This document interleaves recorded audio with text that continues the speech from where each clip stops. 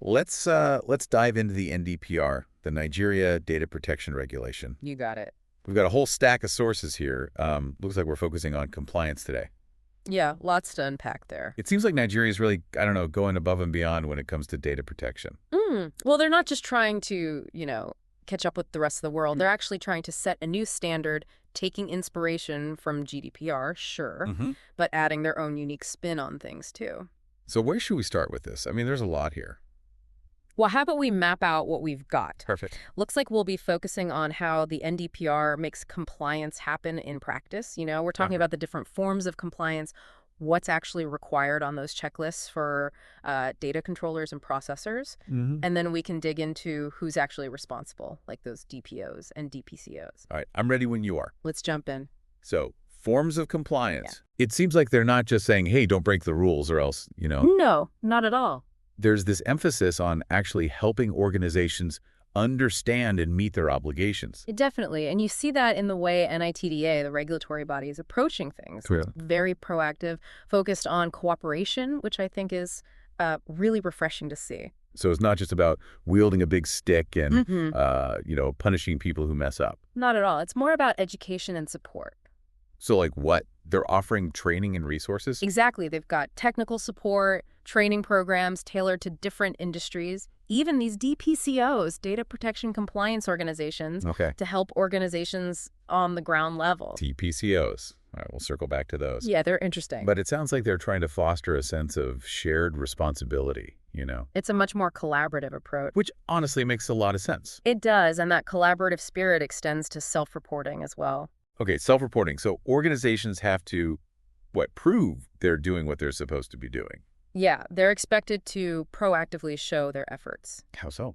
By submitting audit reports, letting NITDA know about any data breaches, providing evidence of their data protection measures, things like that. So it's like trust but verify. You got it. It's not enough to just say you're compliant. You got to show how you're achieving it. That makes sense. What about this monitoring and analytics thing? Does NITDA have, eyes everywhere?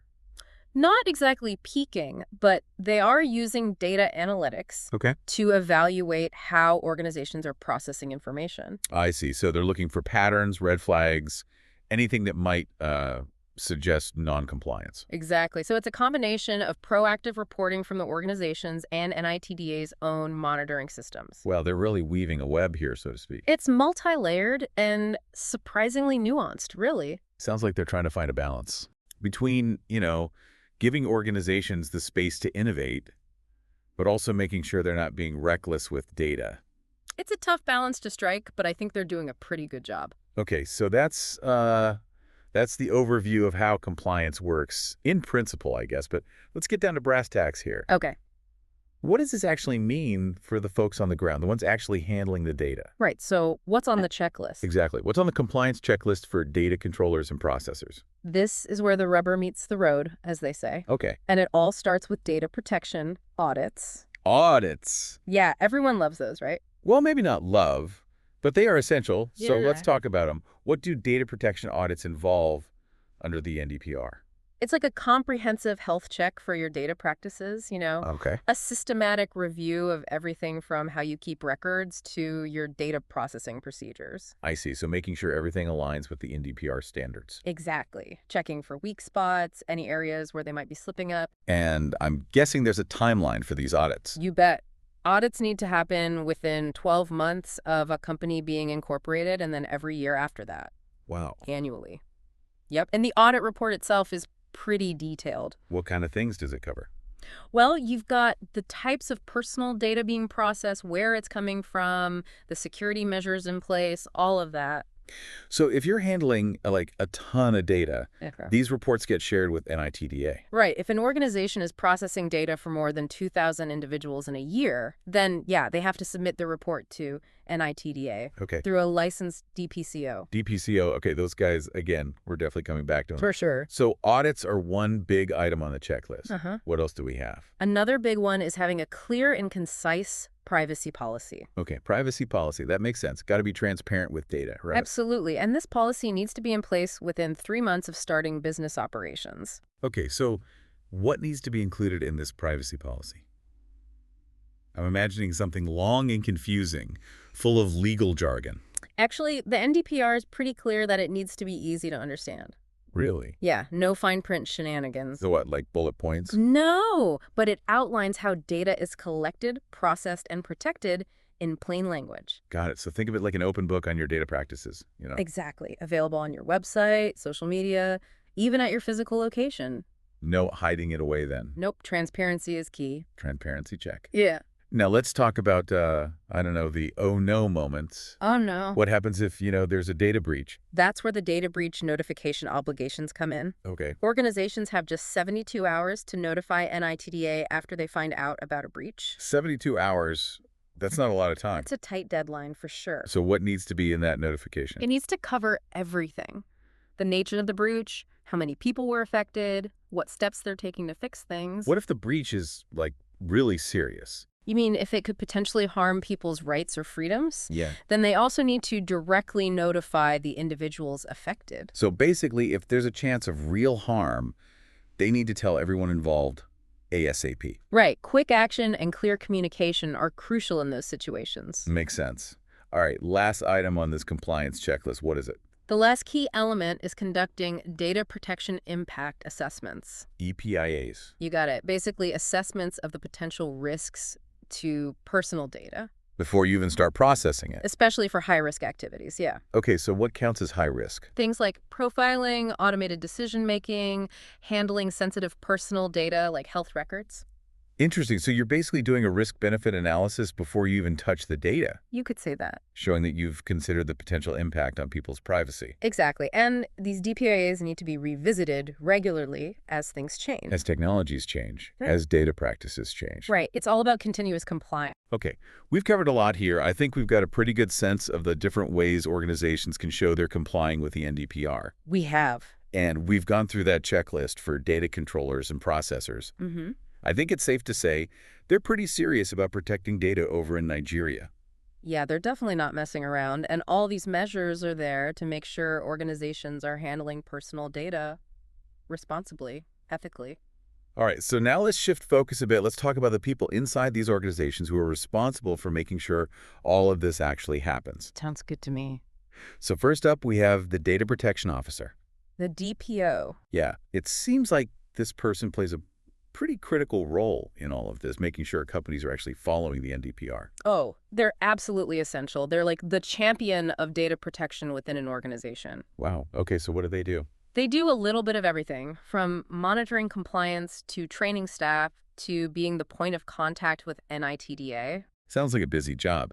I bet the NDPR has some pretty specific requirements for who can even be a DPO. You bet they do. They need to have expert knowledge of Nigerian data protection laws and practices. So not just someone who's good with computers, but someone who really understands the law, the ethics, the whole 9 yards. Exactly. They're the guardians of data, Okay. making sure the company is living up to its obligations under the NDPR. What about, like, multinational companies operating in Nigeria? Do they need a DPO too? Absolutely. The Nigerian subsidiary needs to have a DPO based in Nigeria. Okay, so someone who understands the local context. Right. And even if the company has, like, a global DPO, the one in Nigeria needs to be able to make decisions independently. So local expertise and local authority. Exactly. It's all about making sure data protection is taken seriously, no matter the size or structure of the organization. I see clear lines of responsibility and accountability, even at the local level. It's all about baking accountability into the system. Okay, makes sense. Now let's talk about those DPCOs we keep mentioning,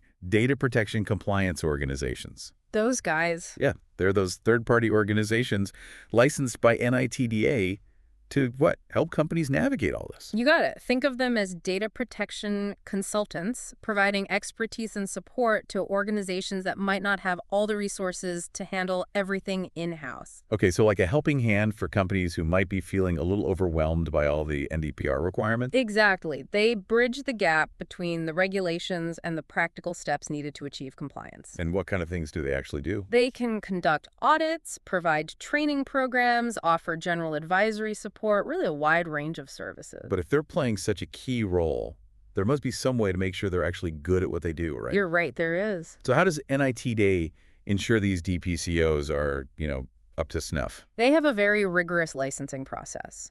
DPCOs need to demonstrate not only their technical expertise, but also their commitment to ethical practices and professional standards. So it's not just about knowing the rules, it's about applying them with integrity. Exactly. NITDA expects DPCOs to maintain confidentiality, avoid conflicts of interest, and provide accurate and professional services. Which makes sense. I mean, they're dealing with sensitive information. Right, and their guidance can have a big impact on organizations, so there's a high level of accountability there. What happens if they don't meet those standards? Well, NITDA can revoke their license, even impose other penalties. So the stakes are pretty high. They are, and that's a good thing. It helps ensure that the whole data protection ecosystem is built on a foundation of trust and professionalism. Okay, so we've met the DPOs, the internal champions of data protection, and now we've met the DPCOs, the external support system. Right. Let's zoom out now. Talk about the big picture, the overall approach to compliance under the NDPR. They call it a triangular compliance model.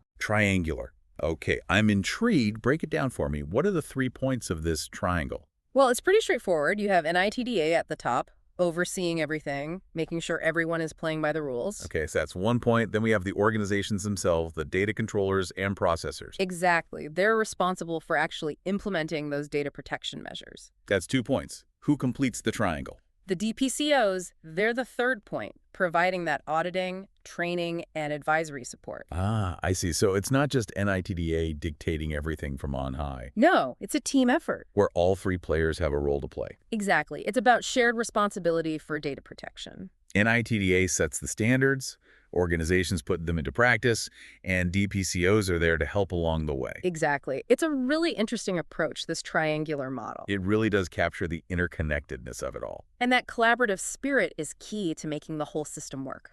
Okay, so that's the overall approach, but are there any, specific requirements within this triangle that we need to know about? Well, one key requirement is the annual audit submission. Right, we talked about those before. Organizations processing data for more than 2,000 individuals have to send in that annual report. Yep, and there are fees associated with that. Fees, okay, how much are we talking? It depends on the size of the organization. For those processing data for less than 2,000 people, it's N10,000. And for the bigger organizations? It's N20,000. Okay, not too bad, all things considered.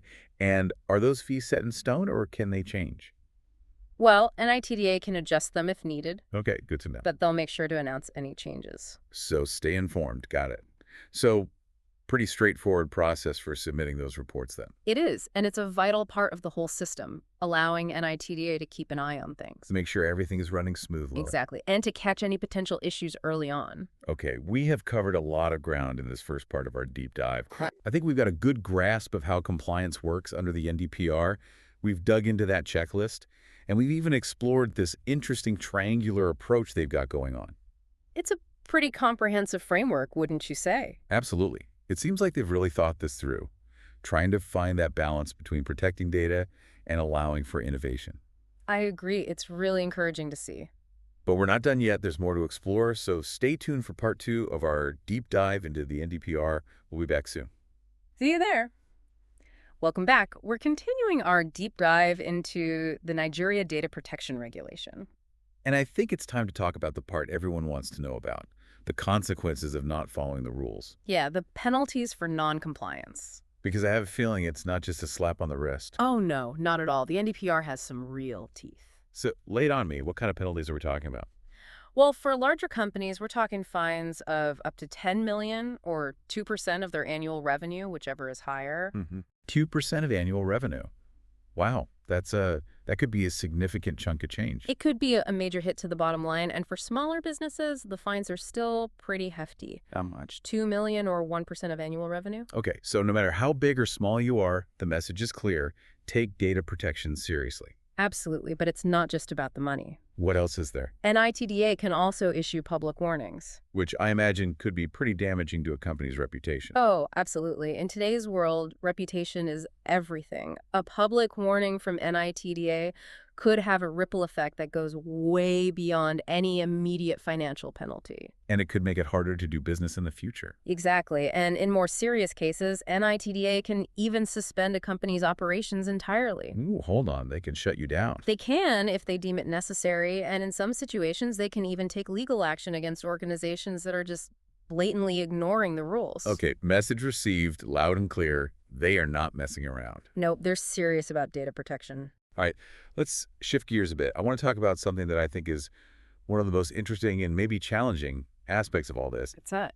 Finding that balance between protecting personal information and allowing for innovation. Yeah, that's the million-euro question, isn't it? Because it seems like those two things are often at odds, especially with technology advancing so quickly. It's a constant balancing act. For sure, you have this responsibility to protect people's privacy and make sure their data is handled responsibly. Right.